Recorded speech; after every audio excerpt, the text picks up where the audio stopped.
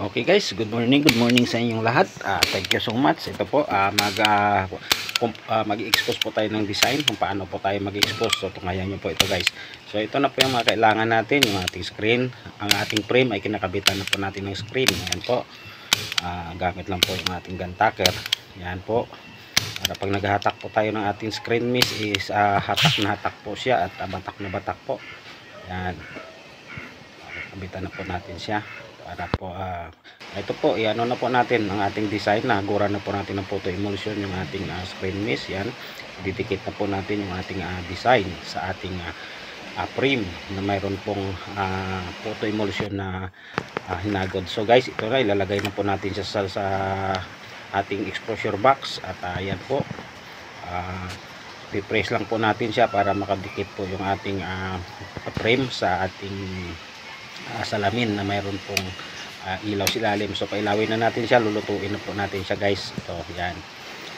Maghintay lang po tayo ng kaunting oras at yan po, ito na po, iano na po natin siya. Yan po, babasain na po natin siya ng tubig. Yan, gurat po siya ng foam po para po matanggal po yung photo emulsion pa na natitira po sa design natin. At yun, para lumabas po yung ating yung ating design sa ating frame. Yan.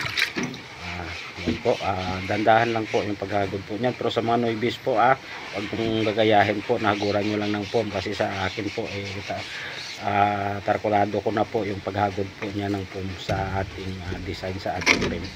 Yan po, gamit po kayo ng pressure wash po. Yan. Yan po, gandahanin lang po natin para hindi po siya magbakbak.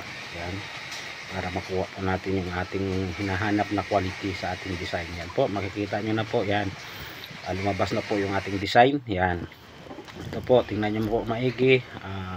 Yan po, wala pong lagari po yung ating design. Talagang napaka quality po yung ating pagka-expose.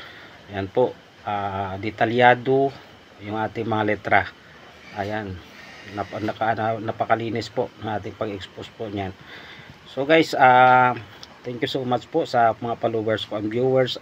Sa mga hindi pa po nakapalo po sa akin, follow nyo po ako para updated po kayo sa mga videos at mga upload ko po dito sa Facebook at sa ating Facebook Reels. At ano nyo rin po ako sa YouTube, Tall Print Manila. Mayroon po tayong YouTube channel at mayroon din po tayong sariling page, Tall Print. Search nyo lang po yan sa FB at follow nyo rin po yung aking page.